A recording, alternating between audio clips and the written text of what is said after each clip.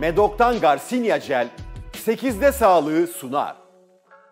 8'de sağlık kaldığı yerden devam ediyor. Şimdiki konuğumuz kulak burun boğaz hastalıkları uzmanı operatör doktor Songül Dursun. Hoş geldiniz. Hoş bulduk. Songül Hocam hoş geldiniz. Hoş bulduk. Nasılsınız? Teşekkürler. Siz nasılsınız? Sağ olun, çok teşekkürler.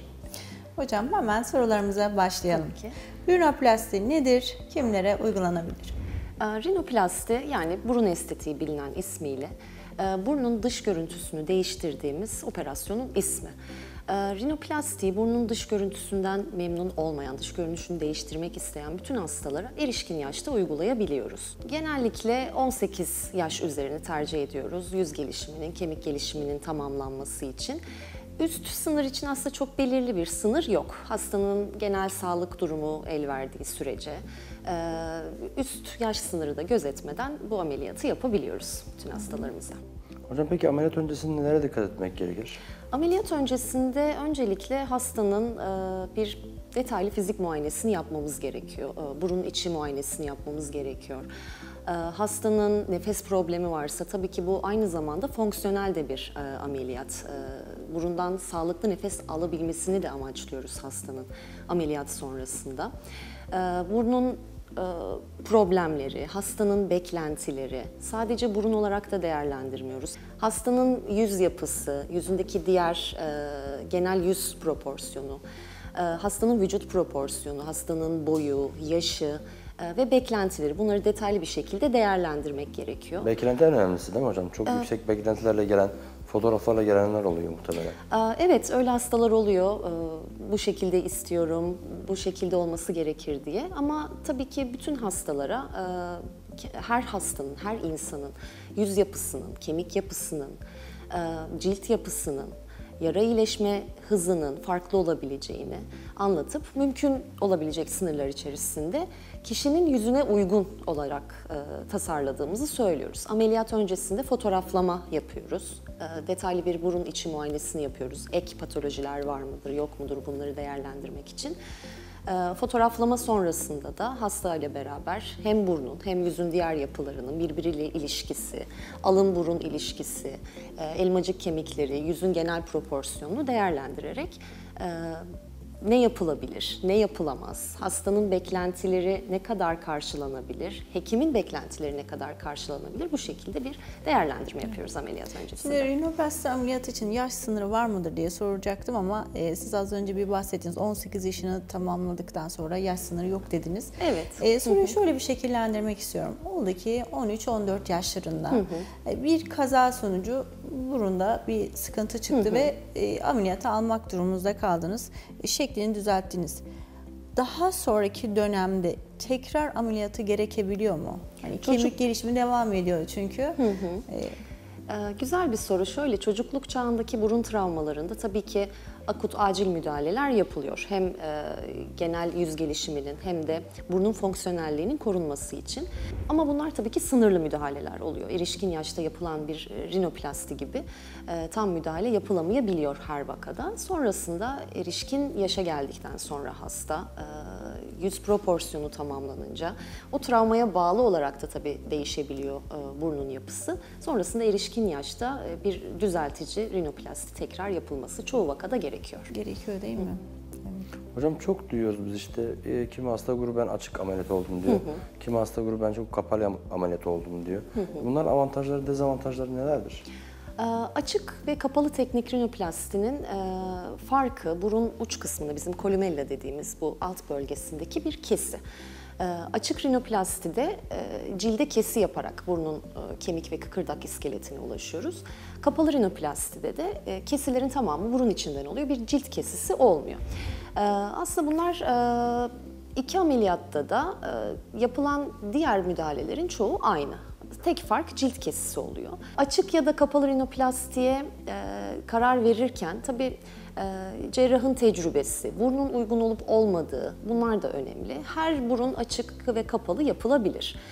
Ancak hastanın ne kısmına daha fazla müdahale edeceğimize karar vererek. Yani hedeflediğimiz bölge doğrultusunda diyebilir miyiz? Evet, o şekilde söyleyebiliriz.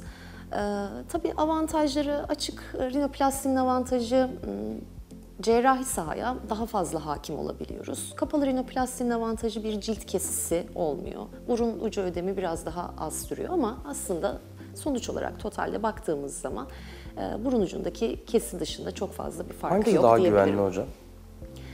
İkisi de aslında güvenli. Hani birinin birine o açıdan bir üstünlüğü yok. Burada aslında hekimin tecrübesi ya da hekimin tarzı da diyebiliriz. Bunu belirliyor. Peki revizyon rinoplasti nedir? Yani her revizyonda kıkırdak gerekir mi? Gerekirse hastadan mı almak gerekir yoksa dışarıdan bir kadavra denilen kıkırdaktan temin edilebilir mi? Biraz bunlardan bahsetsek. Önceden ameliyat olmuş bir hastaya ikinci yaptığımız bütün müdahalelere biz revizyon rinoplasti diyoruz. Bu ikinci ameliyat olabilir, üçüncü ameliyat olabilir, dördüncü ameliyat olabilir. Aslında revizyon ameliyatları tabii ki doğal yapı bozulduğu için, yeniden bir müdahale yapılacağı için ilk ameliyatlara göre biraz daha zorlayıcı vakalar oluyor diyebiliriz. Graft kullanımı yani ek kıkırdak kullanımını da ilk ameliyatta ya da önceki ameliyatlarda yapılan müdahalelere göre karar veriyoruz. Hastanın burnunun içinde kendi kıkırdağından yeterli parça varsa dışarıdan bir parça kullanmaya gerek olmuyor. Ama çoğunlukla ihtiyacımız olabiliyor. Bunu da kıkırdağın ihtiyaç duyulduğu yere göre ya kulak kepçesinden ya da kaburgadan alabiliyoruz hastadan. Tabii kendi kıkırdak vermek, graft vermek istemeyen hastalar olabiliyor. Bunun için kullanılan da kadavra kıkırdakları da var. Bunlar da pek çok meslektaşım tarafından da kullanılan aslında güvenli bir yöntem. Bazı silastik ya da silikon implantlar var. Onları çok fazla tercih etmiyoruz. Yabancı cisim reaksiyonu yapabileceği için. Aslında en güvenlisi hastanın kendi kıkırdağı ama tercih etmeyen hastalar için de kadavra kıkırdağı kullanılabiliyor. Hocam peki merak ediyoruz. Sonuçta bir operasyon geçireceğiz. Ağrı durumu, hastanede kalma durumu bunlarla ilgili de bahsedebilir miyiz sonrası için? Rinoplasti aslında çok post-op süreci çok ağrılı geçen bir ameliyat değil. Aynı gün taburcu edebildiğimiz hastalarda oluyor. Tedbiren bir gece yatırdığımız hastalarda olabiliyor. Hasta ertesi gün günlük aktivitelerine geri dönebiliyor. Yani bir yatak istirahati gerektiren bir ameliyat değil. Hastada ameliyat sonrasında hastalarda çoğunlukla çok kısa süre bir ağrı kesici kullanımı gereği oluyor. Tabii ki burada hastanın ağrı eşiği, ameliyatın revizyon olup olmadığı, graft alıp alınmadığı da yine bu ihtiyaçları belirleyebiliyor. Hastalar hemen ertesi gün günlük aktivitelerine, hayatlarına geri dönebiliyorlar. Size ne zaman geri gelmek zorundayız kontrol için? Hastada ameliyattan sonra bir alçı, burun dışında bir alçı ve burun içerisinde silikon tamponlar oluyor. Genellikle 5 ila 7. günler arasında hem alçı hem tamponu çıkarıyoruz. Sonrasında da burun dışını bantlıyoruz. Bu bandın da ekstra bir hafta daha kullanmasını öneriyoruz hastalara. Sonrasında da bazı hastalarda değişen duruma göre gecelik bantlama, daha uzun süre bant kalabilmesi gibi durumlar olabiliyor. Onu da yaptığımız müdahaleye göre hastanın burnunun tampon ve alçı alındıktan sonraki durumuna göre modifiye edebiliyoruz. Peki anladığım kadarıyla aslında birçok ameliyata göre konforlu bir ameliyat süreci. Az önce hani bir erken yaşta yapılan rinoplastide risklerinden bahsettik. Şekil bozukluğu olabilir diye. Yetişkinlerde yaptığınız zaman yapılan her burunun çökme, burun ucu düşme riski var mıdır? Şöyle aslında o kullanılan tekniklere bağlı olarak değişiyor. Hastanın ameliyat sonrası bakımına göre de tabii ki değişiyor. Özellikle erken dönemde hastanın burun travmalardan koruması gerekiyor burnunu. Burnun ameliyattan sonra hiç değişmemesi gibi bir durum söz konusu değil ama her burun çökecek ya da her burun ucu düşecek diye bir durum da yok. Bunları minimuma indirmek için cerrahi teknikler var. Burnun belli destek noktaları var. Aslında bu destek noktalarını koruduğumuzda, dokuya saygılı davrandığımızda majör bir deformasyon olmasını engellemiş oluyoruz cerrahide. Ama zamanla nasıl ki cildimiz sarkıyor, yüz yapımız değişiyor, yüzün diğer yerlerinde de değişiklik oluyorsa burunda da zaman içerisinde değişiklikler tabii ki olabilir. Evet. Ağzınıza sağlık. Çok teşekkür ediyorum. Ben teşekkür Kıymetli ederim. bilgileriniz için. 8'e Sağlık'ta bugünkü konuğumuz kulak burun boğaz hastalıkları uzmanı operatör doktor Songül Dursunlu. Kendisine çok teşekkür ediyoruz. 8'e Sağlık kaldığı yerden devam ediyor.